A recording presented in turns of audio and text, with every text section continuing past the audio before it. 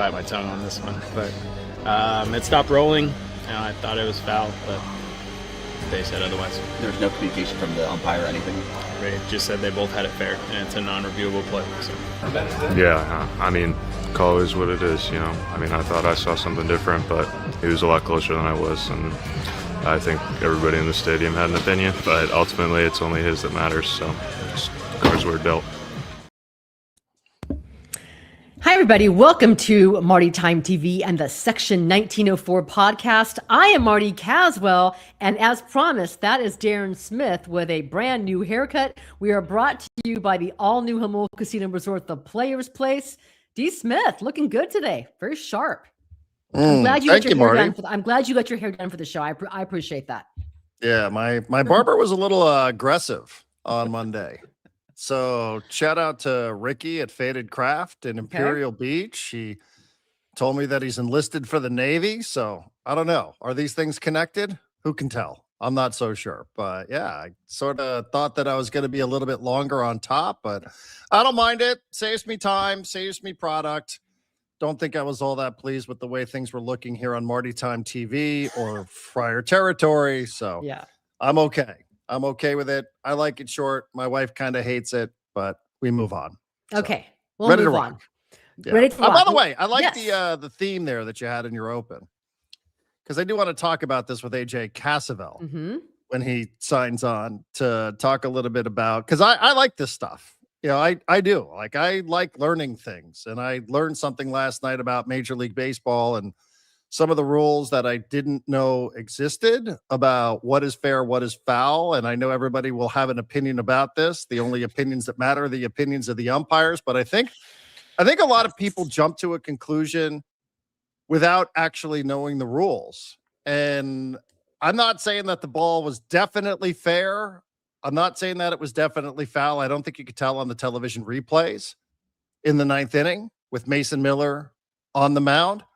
But I also think I saw a lot of people who didn't know that there was a rule or an interpretation of the actual fair foul rule that was in play last night on that judgment. So I'm kind of curious to hear what a smart guy like AJ Cassavell has to say about this. Okay, I'm looking forward to him being here because AJ Cassavell was not at the game yesterday. I think he was recovering from that from the trip to Mexico City. They got in late. I think the Padres were delayed. They had a later access yesterday. So yes, I did see that AJ Cassavell had to go ahead and go back on his previous statement about that call. So I'm looking forward to what he had to say. Now, Darren, again, I was there in the press box, and of course, from the press box, it looked like it was a foul ball. And judging by the fan reaction, it was most certainly a foul ball, right? I thought we were trending towards Craig Stammen, just taking one for the team, going to fire them up. And his first managerial ejection, he did explain in post game why that wasn't the right moment for it to happen. Now,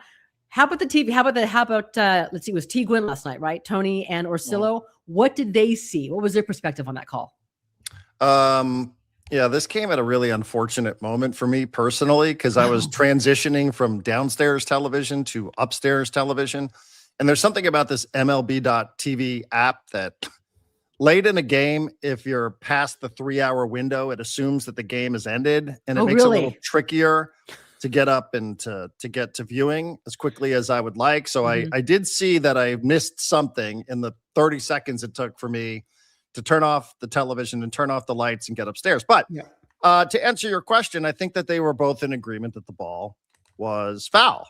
And I think that was my initial impression as well, Marty, because you see the center of the baseball is not on the line. And we're taught over and over and over again to believe that the chalk has something to do with this, which it does, but it doesn't. If the ball or any portion of the ball is over the line, it is considered fair if a fielder touches it. Now, I didn't know this, and I've wasted an hour of my life watching YouTube videos on this morning. I mean, I have no reason, but I even looked at the MLB rule book, and it doesn't necessarily say that, but I've learned, Marty, that there is something called the umpire's interpretation manual, which might have come into play last night. And this is a call. Yeah, I don't think you'll have access to Wow. it. I'm sure it's under lock and key, and it's just up to them to decide how they use it. I guess I'm unaware. I thought, hey, listen, I don't understand. You can clearly see that there's distance between the ball and the line between home plate and third base, right? Isn't that what most of us based our judgment on? Yes. But Yes. apparently, if any part of that ball, from an overhead view, if any part of that ball is over the line when it is touched by Ty France in this case, it is considered fair. And I did not know that. I must admit, I did not know that. So Ty France is now we're going to blame Ty France for not. Well, he might have just seen it differently. He might have just seen it differently. You know, so did you know that? I did not know that. No. I really did not. And again, I read the MLB rule book, and it doesn't say that. But then when you find other video, you could see that this has happened in other places, and you're confused because you're like, how could you get that wrong? That ball is not on the line. But if any portion of the ball, and you cannot conclusively tell, sorry, everybody. I said I wasn't going to do this on the Discord channel, but I'm going to do it. You cannot tell on a two-dimensional object like a television, right? We have two-dimensional technology. You cannot tell exactly where that ball is based on the camera angles that were provided. Nothing against Padres TV. So, I don't think there's any way to know for sure whether that was fair or foul. I just don't think that there's any way to conclusively say it. And people don't want to trust the umpires, but the umpires were the people that were closest to it, other than Ty France. So, I don't know. We'll hear what AJ Cassavell has to say, because I think AJ, yeah, I'm sorry. I think AJ's a little bit delayed for two reasons. One, he promises he has a fancy new mic, which I'm excited to hear about. But I think AJ was perhaps reading the umpire's interpretation rule book. So I can understand why he has access to that. Yes, I can understand why he's just slightly delayed. Yeah, I mean, again, I didn't know that. I was just like, what is the problem here? What is this malfunction? Because this ball is clearly not touching the line when it is touched by Ty France. But I did not realize that. I did not know that if any part of the, I mean, you learn something new every day in the sport, as the saying goes. And this is something that I learned today. And judging by the reaction on social media, I think a lot of other people probably learned that in real time as well. Now, again, it doesn't mean that they 100% got it right, but it doesn't mean that they 100% got it wrong either. So, yeah. And like you said about Craig Stammen, did you read Kevin Acey, the way he wrote about this today? I mean, God, look, I love the Ace man.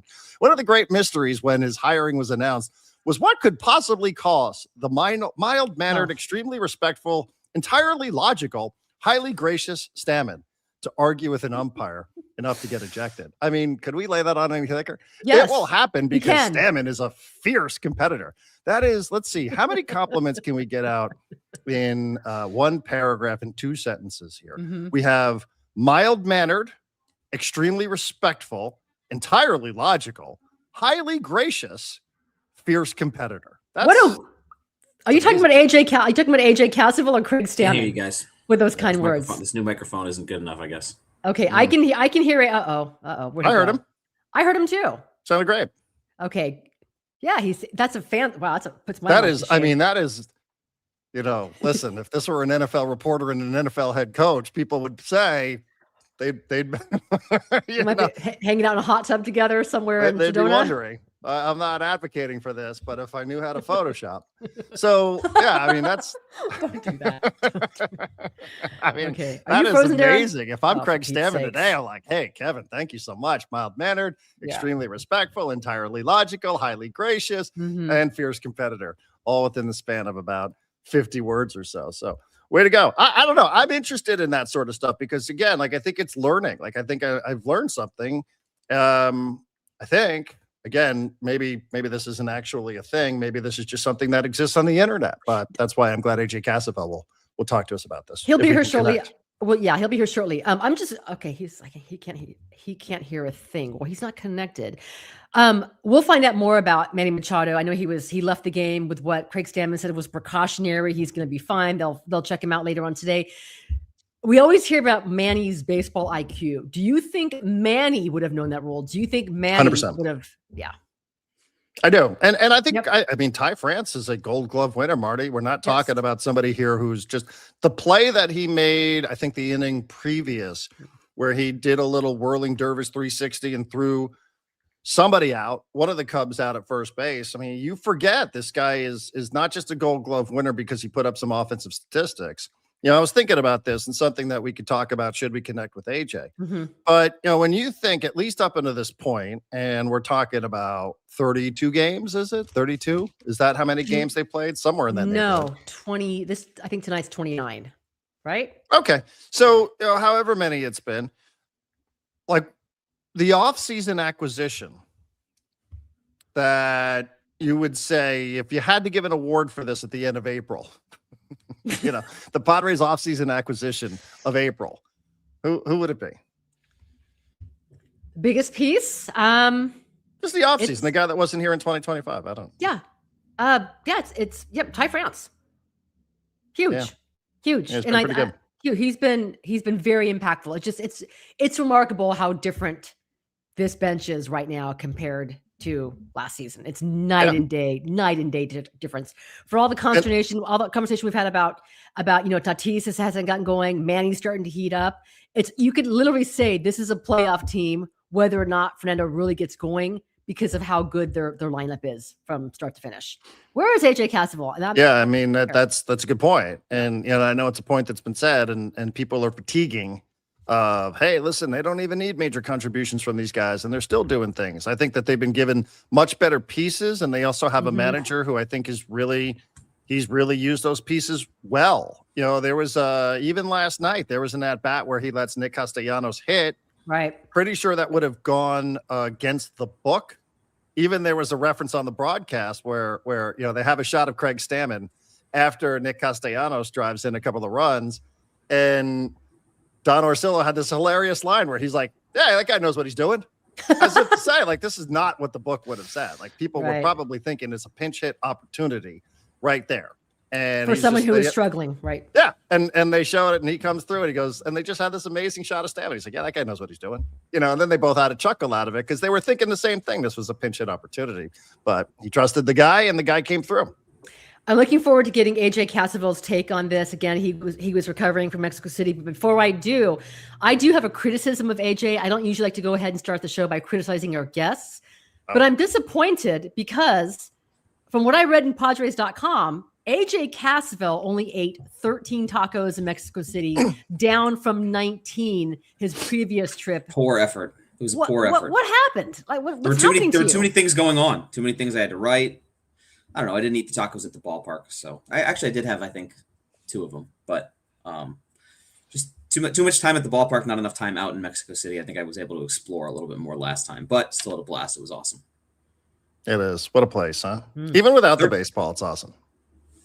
Yeah, and I spent a lot of time with the baseball, and I think I wrote the other day, like, my favorite part of the whole trip was the kids camp that the Padres did on Friday. And I don't know, I'm not a cynical baseball writer. I know there's a lot of cynical baseball writers out there, but like, there are times during the season where you can get a little disillusioned. It's a long season, and there's a lot of travel and whatnot, but that was really cool. There were 250 kids that showed up, and a lot of Padres that showed up on their off day after a long flight, and I don't know, just an awesome weekend. Yeah, I do. I love that. AJ, I do have one question, because I mostly view this through the lens of people on social media and read some of the recaps and watched the games, etc. But it seemed like one of the obvious themes was so many Padre fans were there. So many people traveled. We have countless friends, listeners throughout the years, colleagues, people who went. What about local interest? Because it's obvious, right? Like, if you're going down your local television, you're going to focus on all these people. They traveled from San Diego. What sense did you get of how Major League Baseball was really resonating in Mexico City with people who live there or somewhere thereabouts? They were all over the city in the couple days leading up to the game, and I think there were a lot of local fans there, at least from kind of what I saw.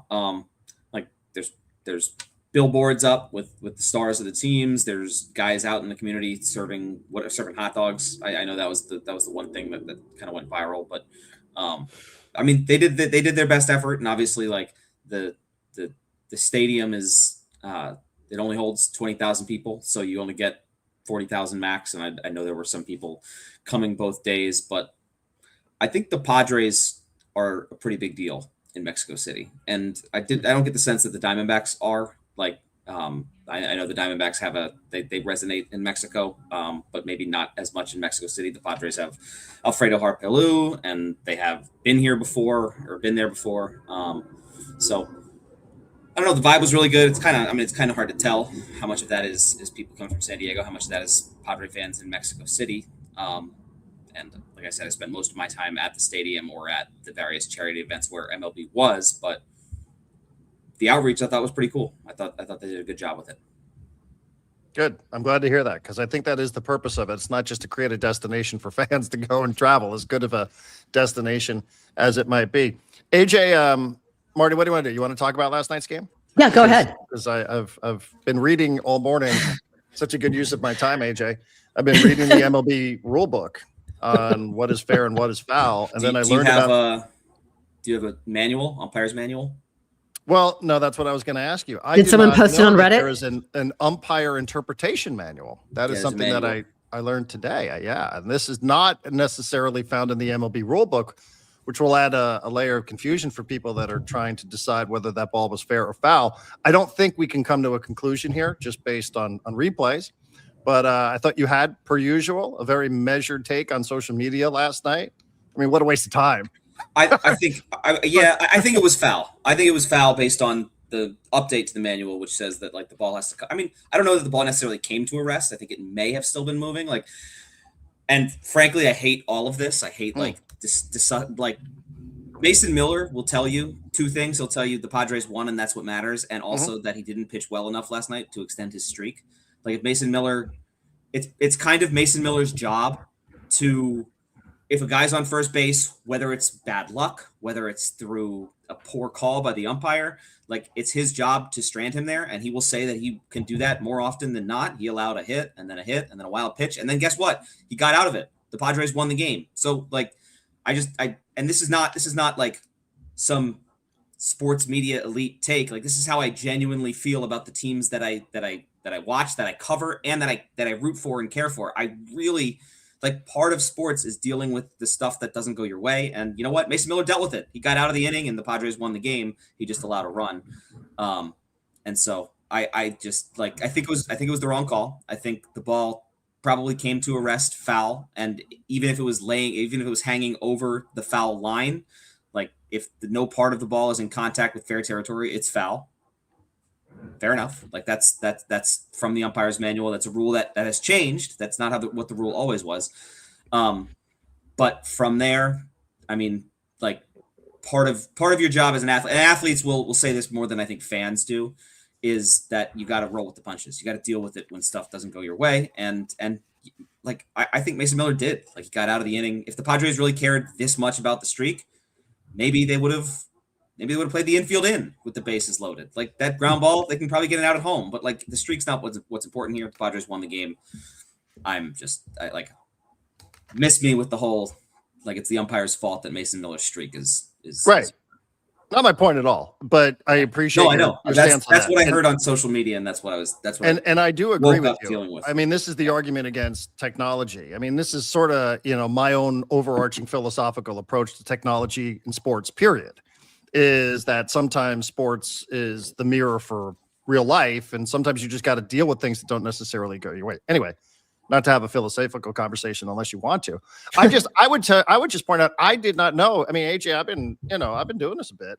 I did not know that there was a rule ever in Major League Baseball that if the ball, any portion of the ball hung over the line, then it was considered fair. And I don't think a lot of other people knew that. Now, whether they're right or wrong in whatever argument they're trying to present last night, I just didn't know that. And I don't think I'm alone in that. And I think that's the interesting part for me is that you can learn something. Well, that is no longer the rule. That is the rule is no. So does the umpire not know this? Well, the umpire, I think, got the call wrong just because he missed the call. Like that's my interpretation of it. I wasn't there yesterday. Maybe I might have requested an umpire pool report. It all happened very late at the end of the game. Like all that being said, like it's millimeters. It's millimeters. It came down to like this. It's millimeters. And Ty France's hand is kind of, if you look at it real close, he's blocking the umpire's view. I don't want to dissect this pixel by pixel, but he got the call wrong based on the umpire's manual update, which happened in, I want to say 2018. The thing is, like, I had known that the rule was that if any part of the ball is hanging over the line, then it's a fair ball. But that's such a rare thing that it changed 8 years ago. And I went back and looked it up, and I found one occurrence of a similar play. It was a Yankees-Royals game from like 2022. And they also got that call wrong. It's a hard call. It's millimeters. Deal with it. Padres dealt with it. They won the game. Mason Miller, I think someone just said that Miller's probably happy he doesn't have to discuss the streak anymore. I guarantee you he is happy he doesn't have to discuss the streak anymore. I also know he's a pretty competitive dude that wanted to keep that streak going as long as he could. To your point, real quick, Darren. Because I thought like I was sitting here going, I don't think everybody knows the rule. And what I'm saying there is I don't know the rule because I watched that same video. There's a video out there about that Yankees game. And, then you learn about this umpire interpretation and, you're fumbling around on the internet reading the MLB rule book. You're like, well, it doesn't say anything. And the rule book doesn't have it. Yeah. Yeah. So, it's sort of, again, it's kind of like, who has time to memorize all the stuff? AJ Cassavell. Yeah. And if we have time, and like if it's getting this granular, like I think Mason Miller's fantastic. Like he just didn't pitch well enough last night to extend the streak. Like let's ignore that play entirely. How he pitched after that was not good enough to extend the streak, and it was good enough to win the game. And he'll tell you that's all he cares about. And frankly, he's right. That's all he should care about. To your point, Mason Miller did say last night in postgame that he was in some ways relieved it was over, so he doesn't have to keep talking about his streak. So to your point, AJ and Darren, also from Fire He to yes, Mason Miller is happy it's behind him, so we can no longer talk to him about this ongoing streak. Time to start a new one. Real quick though, do you think, because we talked about baseball IQ and Darren and I were talking about this before you hopped on, do you think Manny Machado would have known that rule had he been at third base? Anything different?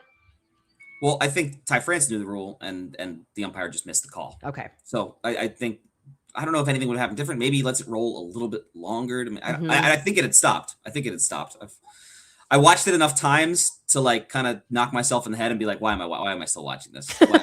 Why am I still doing this? The Padres I know the feeling. Yeah. When you get there to Petco Park later on today, how many times has Craig Stammen watched this call over and over in the middle of the night? He probably hasn't, because he's a big. I know he like takes what I believe on this stuff to like the nth degree. He thinks that like I know generally speaking he's not a fan of ABS, and he thinks like a big part of sports is dealing with the adversity that can come from wherever it comes from, and like I agree with that to an extent. I do think where we can get the calls right, like let's get them right, but like yeah, that is true. And I think generally speaking, like as a fan sitting on your couch, like that's harder to feel because you don't have any control over the outcome.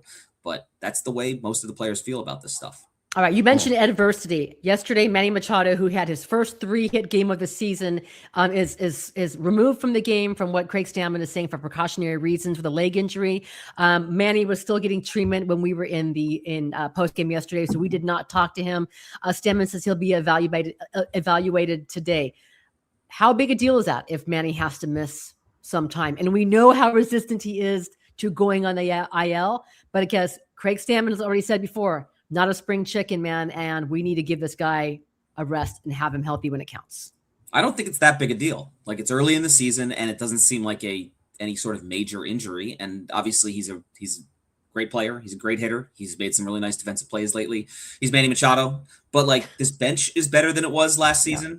Like if this was last year and they had to deal with this, I guess like you're plugging Tyler Wade in at third base, like perfectly useful bench player. Not a guy you want starting every day at third base. Now, if you're putting Ty France or Miguel Andujar at third base, I think you kind of feel okay with it because, like, obviously those guys are not anywhere near the defenders that Manny Machado is and not the hitters that he is. But, like, if you're keeping Manny Machado healthy and if he's not missing too much time and you still have a lineup that has those guys in it, like, those two guys are really hit. They've been two of the brighter spots of the season so far. I think, like, the depth of the roster and the use of all the different pieces that Craig Stammen has been able to kind of display. Like that's been a fun storyline of the season and probably one of the more important storylines of the season because of how well they've operated in that sense. So like, frankly, I don't think it's that big of a deal. They'll miss him, but it doesn't seem like it's any sort of like long-term spell on the sidelines. Like get him right. play a couple games with a questionable defensive third baseman who can still hit, and get him healthy and get him back in there. I don't think it's that big a deal. Yeah, I mean, I think, again, I don't know what the severity is, but we've also seen Manny unable to play for like over a week, and then you're like, well, why didn't he just go on the IL? We'll see if Stammen, if it is that kind of situation, which nobody can properly tell you here today. AJ, talk to us a little bit about Lucas Giolito. It's sort of surprising to see a player that's available at this price tag at this point. I think a lot of people had it in their mind that this was a player who was going to be, 15 million, somewhere in that range. I guess some of the projections had him out there closer to 60, but feels like a pretty good deal, like a good, a real good low risk type signing again for the Padres. What do you make of his whole situation coming in here? Yeah, I think it's a great signing. I think that's kind of where the Padres were. I think that's what the Padres have been interested in Giolito for a while. And like, I don't know that they were going to go to that number, to the numbers that were out there. I think this is the number that the Padres more or less had in mind, and they eventually were able to come to an agreement with Giolito. I think he looks at this, and having not talked to him yet, I know you have, Marty. I would like to kind of get your thoughts on his start the other day, but having not talked to him yet, I would assume he views this just as a really interesting opportunity. Like, he's coming off of the solid finish to last season and can kind of lay the groundwork for a payday next offseason. Yeah. And the Padres have shown that this is a place that you can do that, which is a huge credit to the organization, and B, like, competitive advantage. If you've shown that you can do that, like, you have a pitching coach like Ruben Niebla who can springboard guys like Seth Lugo and Michael Wacha and Michael King, then you're going to be able to sign guys like Lucas Giolito for $3 million, and I think that's a positive thing. Marty, what did you kind of make of his outing, and what did you make of getting to talk to him the other day? Very fascinating dude, by the way. He's very well connected with a bunch of guys in this team. I know we spoke with Gavin Sheets said yesterday that, they were teammates in the White Sox for 4 years. Lucas talked about the history he has with a bunch of players. Walker Buehler, of course, they were teammates. He says that he and Nick Pivetta go way back, travel ball with Ty France. And then when he first got to the Nationals, Craig Stammen was still pitching for the Nationals. So he has a good relationship with a bunch of these guys, and he thinks that his stuff's going to play pretty well at Petco Park. Feels completely healthy right now. And I just think that, the opportunity arose, wasn't getting the money that he wanted from other teams. And San Diego was just right place, right time. Just worked out for him.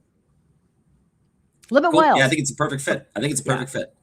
And like, that's not to say like the rotation is solved. Like, that is still, to me, the thing I look at, and I'm like, if this season doesn't live up to the expectations, like, that's what's going to cause it. That's what's going to cost them. I'm just looking at like this roster's really good. The lineup's good. The bullpen's awesome. And I'm like, rotation.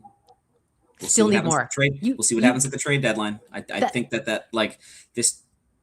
I don't know if they have enough in their farm system or what they're exactly going to do. And I know it's April 28th, and maybe we should be talking trade deadline. But like, this is a team that I think can do a lot of really good things if they had one more really good starting pitcher. I would agree. And I'm just looking at the chaos happening in baseball right now. Okay. What happened with the Boston Red Sox finally firing Alex Cora, and then Thompson was fired by the Phillies today. The Mets are a bit of a mess. I'm just looking at the teams right now who are just in disarray. Who could line up as possible? Maybe it's too soon, but possible trade partners for the Padres when it comes to their pitching staff. From those teams, I haven't looked. Like, I don't even know, because I just assumed they would have been contenders. I haven't looked at like their situations. I know there's like and like the Giants have some interesting guys. Like, obviously Sandy Alcantara is like a guy that everyone's talked about forever with the Marlins. But like, I don't know. I'll do this stuff in June. That's usually when it's like the first 2 months are the beginning of the season, the middle 2 months are trade season, and the last 2 months are the end of the season. It's premature. I mean, do you think Mason Miller, like, did he blow his opportunity to win the Cy Young last night? I'm kidding. Well, don't do this. It's just like such a good example of like why the Cy Young is. Can I tell a Cy Young story? I had a Cy Young vote in 2020, and this is just generally how I feel about the Cy Young. It was the year Trevor Bauer finished ahead of Yu Darvish. I was one of the 3 voters who voted for Yu Darvish. This was before Darvish was a Padre. He was on the Cubs. They allowed the same number of runs in. I think Darvish had like maybe an inning more or 2 innings more, and I was like, oh, there you go. Like I want to vote for Darvish instantly, even though he had allowed 3 more earned runs than Trevor Bauer. So I went back and watched the start where Bauer allowed the runs, and I think there was a drop pop up in Pittsburgh, and then he allowed like a double and a homer, and like why is the double and the homer not counting against him? Those are unearned runs, but like he's still, his job is to not allow those runs, which goes back to like yesterday in Mason Miller. Like, yeah, he may have gotten screwed on that call. His job is to win the game, which he did. His job is also not to allow runs, which he didn't, and he didn't pitch well enough to do that. So I'm just like, ERA and I don't know, fine margins. And Mason Miller probably needed to have a perfect season to win the Cy Young. I think like that'll depend on maybe some other guys and how good they are. But yeah. Okay. I don't mean to keep needling on that one. So it's a fun conversation. I'm happy to have the conversation because I vehemently believe that like this is not how the athletes view it. They Mason Miller probably deep down thinks he got maybe screwed on that call, and then he's probably pissed at himself that he gave up those hits and threw that wild pitch. No, I'm glad to hear that Craig Stammen and I seem to be philosophically in alignment on the use of technology in sports. I know we're kind of running short on time, so here comes the obligatory Fernando Tatis Jr. question. Yeah. Everybody knows by now that he's I mean, the numbers are 95% or 95 miles per hour, exit velo, 67% hard hit. But obviously, AJ, I think the thing that also stands out is the launch angle. Yes. Which is out of 181 qualified hitters, 179th. There's only 2 hitters in baseball that have a lower launch angle than Fernando Tatis Jr. What do you make of all of these numbers that I'm burping up into this microphone? It tells me that like if they can get this fixed, he's fine. Like this is not. I don't think like obviously something needs to change. Obviously, Fernando Tatis Jr. is like you're just not maximizing your value if you're hitting the ball that hard and you're hitting it into the ground. And so I think as long as like Fernando Tatis Jr. is willing to like, I don't know what has to be done. I'm not a hitting coach, and right. I know that there are drills that you can do, and it's hard to do in season to change this. He needs to hit the ball in the air more. Clearly, I think he wants to. It's just a matter of going out and doing it, which is not an easy thing to do. And what those numbers tell me, I guess, is that there's a lot more to be tapped into. And I think the Padres know that. I think Tatis knows that. I think we all know that just based on what we've seen from Tatis. Like this isn't some like he can't hit for power anymore. It's that he's just not hitting for power because he's hitting the ball on the ground. Yeah, I mean that's what I'm kind of curious is if you try to fix the launch angle thing, do you do something to take away from how hard he's hitting the ball? I don't know the answer to that. You could, and that's the balance. But I think it's worth exploring. And he started to pull the ball in the air a little bit, at least more than he had. He had a couple in Mexico City that he just like yanked foul, pull in the air, which I was like, all right, there it is. Like he's clearly trying to do something to adjust to that. So yes, everything you do as a hitter, like it comes with a risk of maybe diminishing something else that you do well. It's hard. Hitting is very hard. It's really hard. But I just think that like those numbers I would say are encouraging. More because like that's also not who Tatis is. Like that ground ball rate. That's not just like historically what he does. So I would expect there to be some sort of path for him to break out of it. And he's hitting just fine. Like he's getting 2 hits a night, hitting the ball 105 miles an hour. You'll take that while also kind of trying to tap into what's left. Johnny, he's still the hot guy. The streak's just behind him. That's all. AJ, we spent so much time talking about last couple of years about Luis Campusano. He's getting he's making the most of his opportunity right now. Should he be the starting catcher? I know you're going to use both these guys. Nobody has one starting catcher. You have 2 guys. But the way his bat is translating, should he play more?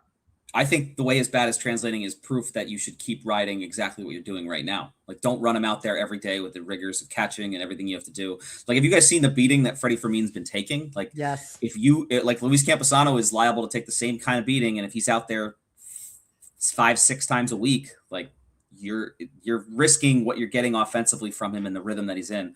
I think don't change a thing. Exactly what you're doing is just fine. You're getting enough total production from your catchers. You know what? Like, if you want to start him, if it's a toss-up one day, if instead of 4 times a week for me and 3 times a week, Campusano, you want to go 3 and 4 the other way, like, sure, do that. And then maybe that makes him the starting catcher, but he should not be trying to get Luis Campusano 130 starts, because what you're getting right now is enough and good, and why mess with it?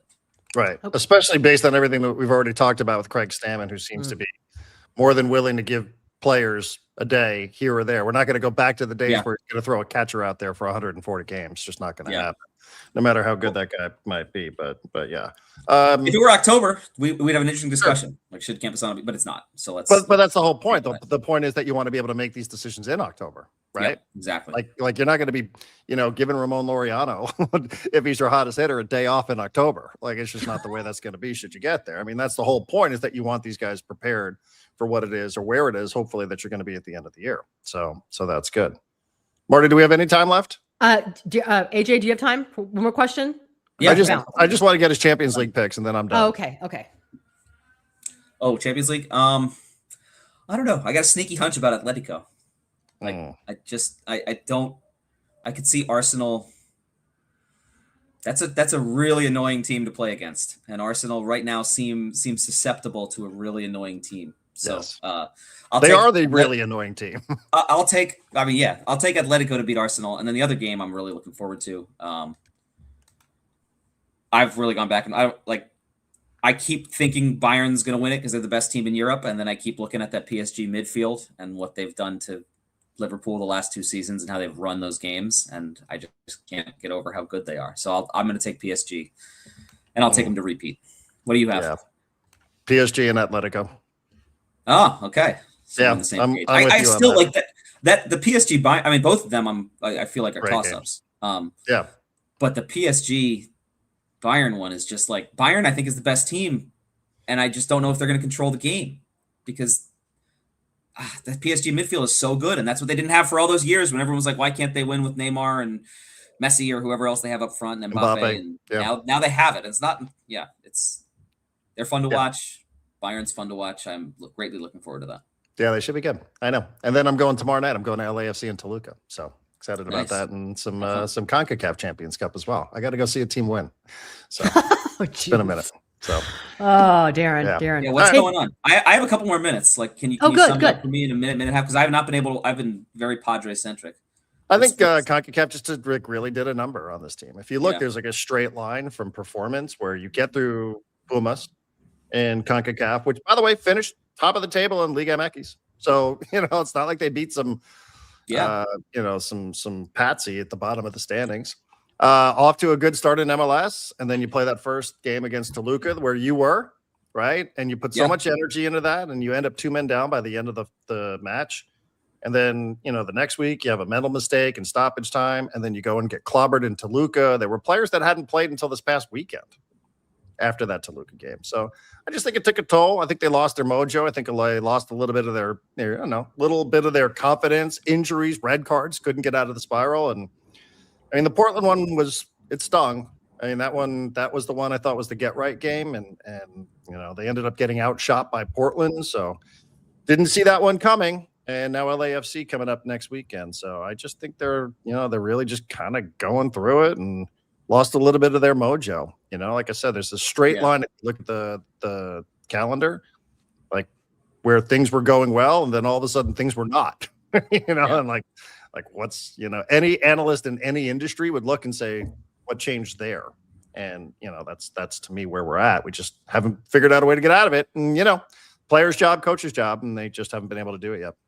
Yep, that's kind of what my perception was from the outside, but that's interesting to hear that that's kind of what's going on. And I think, like, in the MLS, you have time. It's not. Yeah. I mean, you want to finish first. You want to win the conference, but like that's not the end goal. So. But also 9 teams make the playoffs. So yeah. I don't think they're loafing, but I. Yeah. Do you think it gives you a little bit of security? Not security. It's not a sense of urgency. Oh, there's a sense of urgency around there. I can tell you that. Nobody's real happy around that place. Yeah. I mean, I'm around it every week, and nobody's like, yeah, whatever, we'll be fine. And they're going through it internally. Darren- but it just sucks. It just sucks when you lose. Yeah, I know AJ has to bounce, so Darren and you can go ahead and wrap the show. But real quick, the best beer you drank in Mexico City, go. I just had a lot of Victorias, not anything special. Like it was. I had several of them. The tequila was good. I couldn't even tell you what it was, but I'm not a tequila guy, and I enjoyed the tequila. So because you're drinking real tequila, can't be drinking that junk they serve across the like Casamigos and all that trash.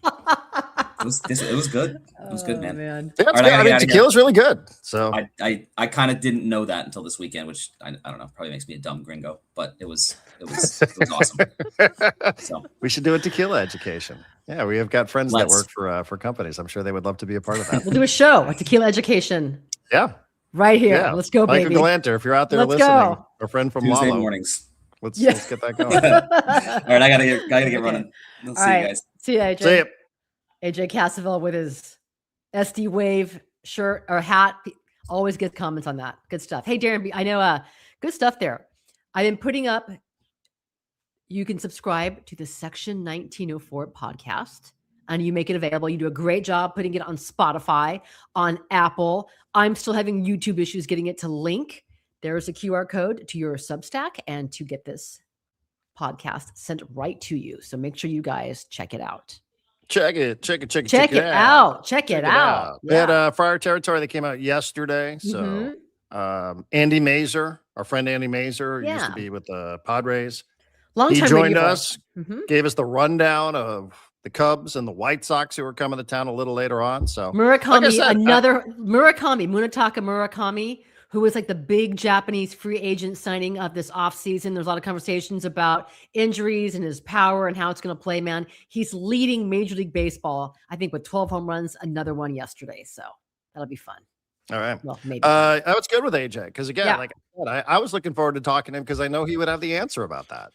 Like I didn't know that there was ever a rule in place about the ball over the line. And like, he's like, yeah, and now it doesn't exist anymore. Like, oh, okay, well, now I understand the confusion. People are going back and forth on this online. I'm like, I don't know. What time did you wake up to read this rule book? 6 a.m. Oh, God. I went to a musical of first and second graders. Who wins? Today? Yes, this morning. It's not even 11. I know. It was a 45-minute show. So while you were pouring a musical. So while you're pouring over the rules books, the umpires interpretation rule books, I was at a musical. And I still didn't know what I was talking about. I'm still like, no, everybody, hold on a second. There's an interpretation manual. And he's like, no, I got rid of that 8 years ago. I'm like, oh, okay. Then why are we still talking about this? Do the umpires know that? I don't know if they do. I'm not sure that they do. Musical. Well, good for you, Marty. Yeah. Sounds like it was quite a morning. It's great. I'm going to a musical on Sunday. You are? What? Yeah. Where? Riverdance. Oh, really? Where? Is that in San Diego? That's that theater downtown. I don't know what it's called. Balboa? Broadway or whatever. I don't know. Sure. Balboa Theater. Yeah, it's something like that. One of those. I don't know. Cool. I mean, fun. Yeah, doing that on Sunday night. So. Okay, so you're at LAFC. You're at LAFC tomorrow. I will be in the press box where I live tomorrow for the finale, the day game. Tomorrow is what? Who's pitching tomorrow? Today's Bueller. It's Waldron. Oh, Matt Waldron. Wow. Okay, Matt Waldron tomorrow. All right, we should do a show tomorrow. What do you say? We're gonna have to figure that out. Let's do it from our respective. We'll do it from our respective press boxes. That'll be kind of fun. Kind of get out a little bit. Yeah. LAFC and Toluca. See, this is a scouting trip to see, what it is that happens to LAFC. I know it sounds like I'm making excuses. I'll just quickly point out that, LAFC has lost its last 2 MLS matches that have followed games in CONCACAF Champions Cup. So they got through Cruz Azul, but the first match, the match in between, they lost to Portland. And then the next match, I think they lost to Colorado. So I have that written down here somewhere. Okay. But, that tournament it'll put a beating on you, especially when you're dealing with injuries and red cards and all that nonsense. So, but again, this one was the one I just didn't see coming, the Portland one for sure. Not that I predicted the other ones. I thought, it just it's not great. So got to deal with the drama, just part of sports. I love I just don't like all this technology. I know I sound like an old person, but it's kind of like sports is just life. So Stamina and I are on the same page. I like it. All right, Marty, you going to the game tonight? Yes, I believe I am. Today's Tuesday. Yes, I'm going today. I'm going tomorrow, off day on Thursday, and then the White Sox. That's exciting. Our old friend Will Venable will be at the helm. Be fun to see Will again. Will Venable, manager of the White Sox. Will Venable, man. Good for him. Good for him. We'll have to catch up with him. All right. Well, looking forward to that. Yeah. Enjoy the rest of your Tuesday. You too, Darren. Enjoy reading that rule book. I want a full report on tomorrow's show. I don't know why I bothered. I should have just waited for AJ and just like said, you tell me. Why am I looking all this shit? That's usually the way. But how much time did you spend? An hour? Legit? Probably a good 40 minutes, like Okay. between YouTube videos and I mean, reading this book. And I'm like, Yeah. well, where in the book does it say anything about that? And it doesn't. And then that's when I learned about the interpretation manual, which, is just so bizarre. And then I started thinking about the television angles and how the television doesn't do a great job of taking you down a line. So you can't really tell because it's, and all we really needed to do was just ask AJ. But That's anyhow, usually all we have to do. Ask AJ. the conversation was All fun right. while it lasted, Marty. It was fun talking about Mason Miller winning the Cy Young Award while we could. But unfortunately, that's just now out the window. due It'll to come these down crappy to umpires. So. it'll come if he misses out by one vote, finishes second. It'll come down to that particular inning. Yeah, I would never Mark- want to be a voter for these awards. Mark this show. I know. I used to think I wanted to, but no more. See, look at Matthew Mateo 19 agrees with you. Fully agree with the technology. The beauty of human athletic endeavor is the overcoming of unexpected obstacles. It's what separates us from the machines. Right. I mean, in a world now where everybody is panicking about artificial intelligence, everybody's like, no, we need more of it in our sports. Like, I think there's an argument to be made for They Like, showed there was it a there home run? Was it not a home run? Did it go? Was it a goal? Was it not Yeah. a goal? Like goal line technology for very basic black and white things. I think there's an argument for it, which, contradicts what I've been saying about this play from last night, clearly. But I mean, I still go back to like, and I respect the opinions that other people have. I was back and forth a little bit last night with a guy who I think is like a really, really smart fan on Discord. And I was like, the whole concept of a strike zone is it's an imaginary box. You know what I mean? Like that's what it is. No matter how you want to, say it could be improved or it could be better. Now it is the 17 inches wide, but it's still at the end of the day, it's just an imaginary box. So I don't know. Is that how we should be using our technology? I guess some people think so. I'm not convinced yet. One day, a playoff game or the World Series is going to end. That dramatic call. Think of all the walk-offs. It's going to end on an ABS challenge. So rather than the euphoria of the crowd getting into it and players embracing and rushing the field, it's going to be everyone look up, listen, watch the screen, overturned. It's like yesterday there was a call that was overturned. Very dramatic. I mean, what a dramatic 1/10 moment minute. that's going to be. I know. Imagine the call. And you're the broadcaster. You've been waiting for this moment. Your delivery, your inflection. You've got the phrase. You have three phrases you're going to choose from. Overturned or call upheld.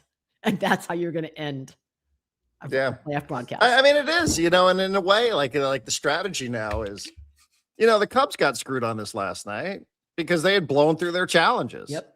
And then whoever that blonde-haired pitcher was who was throwing late in the game, he threw the ball over the middle of the plate. Wasn't it Phil Maton? No, it was before Maton. But okay. Some other guy looked like they just pulled him off a farm.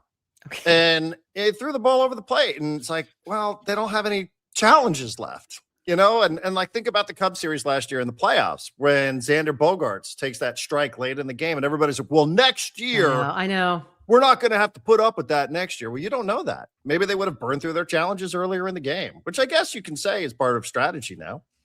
When to use your timeouts, things like that. I mean, I guess it's all part of the strategic approach, I suppose, which is a fair conversation to have. You got to know, you got to be sure. You can't just blow these challenges because then you need them later in the game, right? Like I think that was the inning where the Padres took the lead. Was when they ran out of challenges and it should have been a called third strike, and instead it ended up with 2 runs being scored. So I don't know. I mean, I guess you just got to live with it. Just got to live with it. It's better. Yeah, is it? I don't know. I don't know if it's better. Some people seem to like it because I think people are right to point out that some of these umpires, they allowed their own personal biases to impact their calls. And I don't know necessarily that you could prove, but their behavior has sort of suggested this throughout the years, right? Like I remember a story a million years ago that Nick Hundley told us. I don't think Nick would be okay with me telling the story, but it was when Sandy Alderson was the CEO of the Padres. Mm-hmm. And Sandy Alderson famously had come from Major League Baseball. And Sandy Alderson thought the umpires were total shit and was like, I don't care. If you guys want to resign, get out. Like not going to bother us. Mm-hmm, mm-hmm. They had that amazing line. It's either a threat to be ignored or an offer to be accepted. Yeah. Right? Okay, yeah. Like when the umpires were like, well, we'll quit. And he's like, good. I don't care. See ya. And maybe it wasn't Hundley, just in case he ever gets back into the game. But I remember once a Padres catcher told me that an umpire, called an obvious strike ball and whispered into the catcher's ear, "That's for your CEO." Now that's a huge scandal. Yep. That nobody could have talked about them because you would be fearful of repercussions. But I was told by a Padres catcher that that's exactly what happened when Sandy Alderson was the CEO of the Padres. It was literally that was for your CEO, like in the catcher's ear. That's not something that you can make up. That's something that happened. So they made their bed. I guess they got a lie in it, and I should just shut up. I wish ABS had been around when Angel Hernandez was still an active ump. Because that to me is who it's designed for, right? All right. Yeah. All right. D. Smith, I've got to go. You don't want to hear me just moaning on about technology forever? No. 'Cause you could just leave the stream up and I'll just keep going. I don't Oh, really? Okay. No, I can do that. Go too. No, your hair looks good. Your hair looks good. I need to get ready. A little too short, man. Ricky, it'll grow out like in a week. Like I said, Ricky was kind of aggressive. I said, just leave a little bit on top. And he, anyhow. All right. Yeah. All right. Good stuff. Good stuff. That's Darren Smith. I am Marty Caswell. We're brought to you by the all-new Hamul Casino Resort, the Players Place. Don't forget to watch us as well on Friar Territory, an episode coming out tomorrow. And again, here is your QR code for the Section 1904 podcast, which makes it available on Substack, Apple, Spotify. It's one stop right there. It's right there. There's a QR code. Right there. It's all right there. Yeah. We appreciate your support. So thanks, guys. Yes, Talk we to do. you. And we appreciate Hamul Casino Resort's support as Yes, well. we do. Resort support. We love the Resort support from the resort. Okay, Dr. Seuss. Gotta go. Peace out. Bye. There's been a lot of turmoil since Peter passed. Is there a sense of closure for you that this chapter's over and you guys are now moving on to a new one? Definitely for sure. I think everybody in here, honestly, the clubhouse, we're not really, those are things that are out of our control. We can't control those things. We can go out there and play some good baseball like we've been doing, and we're going to continue to do that. I think our goal is to do that, but to definitely know that we have a future ahead of us and not just a little